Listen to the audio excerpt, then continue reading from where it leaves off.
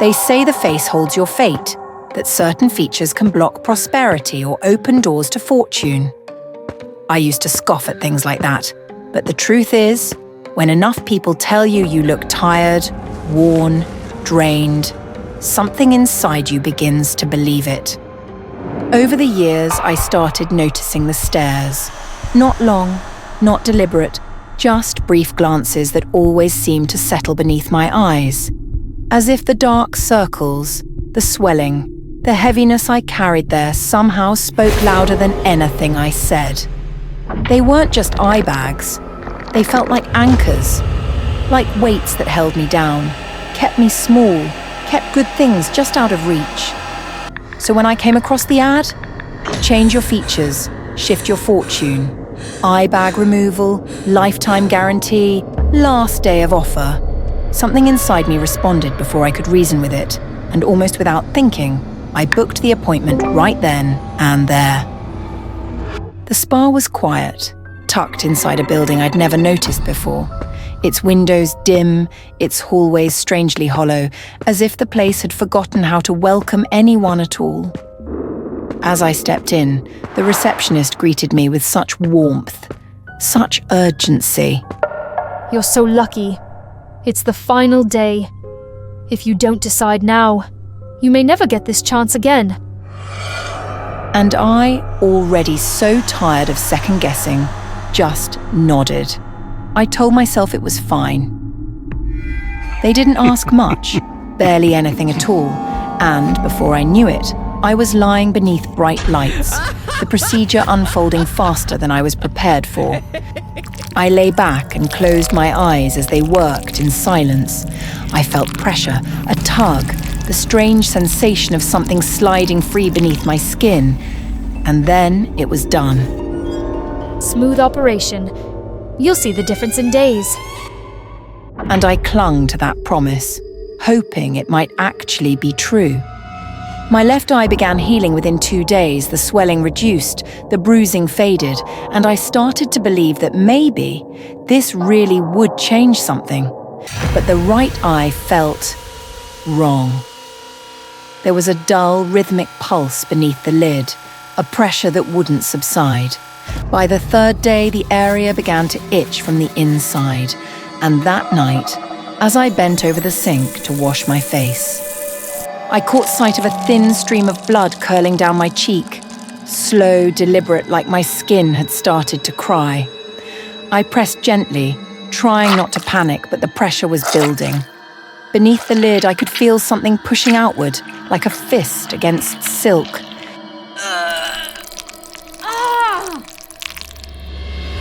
The next morning, I returned to the spa, hoping for answers, maybe even concern. But the staff didn't seem alarmed by my bloodied face.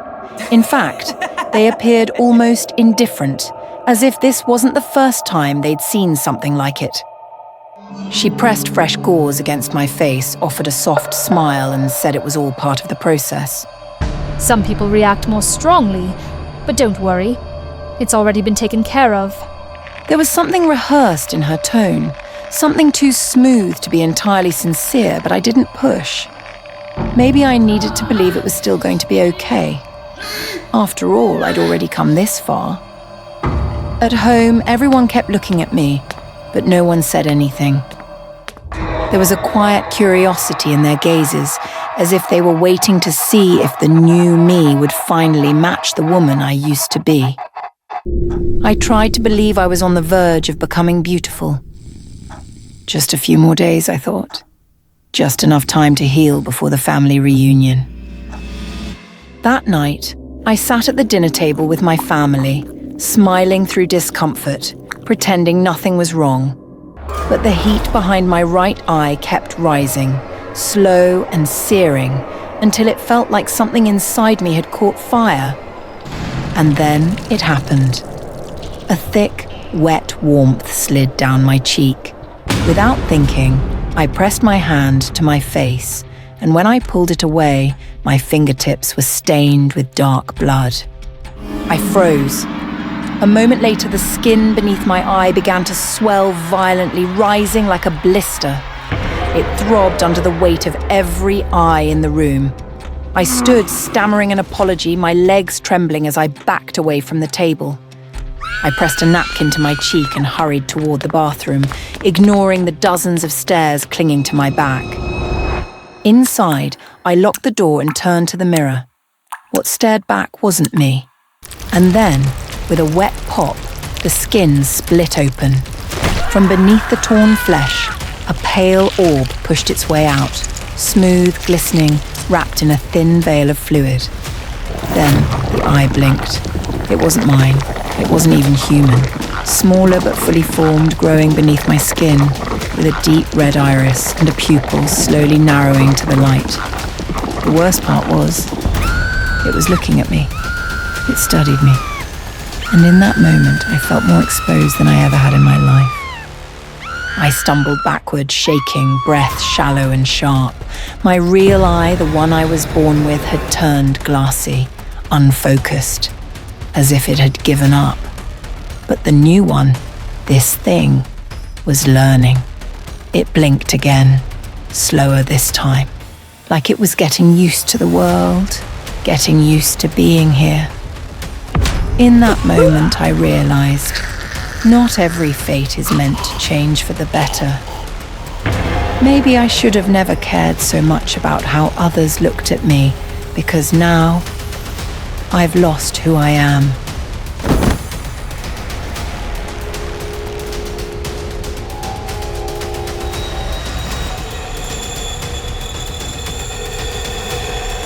Please be cautious when considering low-cost procedures at unverified spas. These services may pose serious risks to your health, and in some cases, even your life.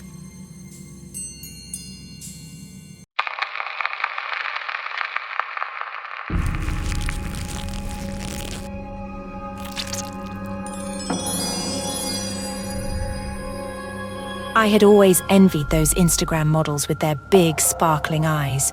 The way their gaze seemed to captivate anyone, it was mesmerizing. So when I got the chance to try colored contact lenses, I leapt at it. It was my first time, and I'll admit, the idea of touching my eyeball made me queasy. But for beauty, I could bear it. Standing in front of the mirror, I practiced holding my eyelid open, the small lens perched delicately on my fingertip. My first attempt failed. My reflexes forced my eyelid shut. "You can do this," I whispered to my reflection. After several tries, the lens finally slipped into place. I blinked rapidly, tears streaming down my face, but when I opened my eyes, I gasped. My reflection stared back with eyes that looked impossibly larger and brighter. The dull brown of my irises was replaced with a vibrant blue, shimmering like glass. I couldn't help but smile. This was worth it. That evening, I went out with my crush. His gaze lingered on me longer than usual, and my confidence soared. He even complimented my eyes, something no one had ever done before. We laughed, drank, and talked for hours. I felt like the center of his world. By the time I stumbled home, tipsy and giddy, I was too exhausted to think about anything. I collapsed onto my bed, still wearing my makeup and my lenses. Morning came like a sledgehammer. My head pounded, my mouth was dry, and my eyes, they ached. Groggy, I stumbled into the bathroom. The harsh light made me squint, and I rubbed my eyes only for a sharp, gritty sensation to shoot through them. The lenses! I had forgotten to take them out. Looking in the mirror, I froze. My left eye was fine, but the right one looked wrong. The lens had shifted, partially obscuring my pupil. It gave the eerie illusion that I had two pupils in one eye. Great, I muttered. I grabbed the bottle of eye drops and tilted my head back, squeezing a generous amount into my right eye. The cool liquid was a temporary relief, and I reached up, trying to pinch the lens out.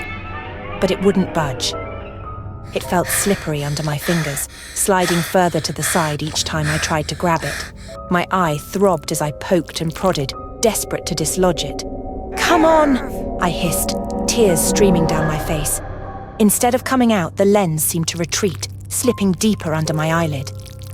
Panic set in as my vision in that eye blurred. The skin around it felt swollen, and a dull, radiating pain started to build. By noon, the entire area was red and puffy. My eye burned, and each blink felt like scraping sandpaper. Defeated, I called an eye doctor. The clinic smelled like antiseptic, and the harsh fluorescent lights made my migraine worse. The doctor's calm demeanour did little to soothe my nerves. You've got quite a bit of swelling, he said after examining my eye. I'll try to remove the lens, but you might need more extensive treatment if it's embedded too deeply. His words sent a shiver down my spine. Embedded? I sat rigid as he used a specialized tool to extract the lens from my left eye. Relief washed over me as the first lens came out, but then his frown deepened. Well, the doctor said after a few minutes. I managed to retrieve one lens. He held up the tiny, translucent piece of plastic, now smeared with redness. But the other one, it's deep. We'll need more advanced tools to get it out. My stomach dropped. Isn't there another way? Something less invasive? He shook his head. Leaving it in can lead to severe infection or even permanent damage. I strongly recommend we proceed. The words permanent damage echoed in my mind, but so did the thought of medical bills. I had seen people online remove lenses themselves. If they could do it, so could I. Thank you, doctor, I mumbled, grabbing my bag. I'll think about it. Back home, I sat in front of my mirror, armed with a pair of tweezers and determination. My right eye was almost swollen shut, but I pried it open, wincing as fresh tears streamed down. I carefully inserted the tweezers, trying to grab the edge of the lens. Every touch sent waves of pain through my skull, but I couldn't stop. The discomfort only fueled my desperation. Just a little more, I muttered, my voice trembling. The tweezers slipped, scraping against the sensitive surface of my eye. A sharp pain made me cry out, but I kept going. My hands were slick with sweat, my vision blurred from the constant flow of tears. Or was it blood? Finally, I felt the edge of the lens. I pulled and it slid free with a sickening squelch. Triumph was short-lived. When I looked down at my hand, my stomach churned. The lens wasn't alone. Attached to it was something round, fleshy and glistening. A bulbous lump of tissue hung limply from the tweezers. I froze, my heart hammering in my chest. My right eye was gone. In its place was a dark, gaping socket, raw and glistening with blood. It was as if my entire eye had been pulled out along with the lens. No! No, no, no! I dropped the eye in panic. Dropping to my knees, I searched frantically for my dislodged eye. I glanced around, searching for the eye I had dropped, but the dim light played tricks on me, casting shadows that made my stomach churn. Where was it? My fingers skimmed the cold tiles until they brushed against something round and slick. I grabbed it, holding it tightly in my palm. I had to fix it. Maybe if I put it back quickly, it wouldn't be too late.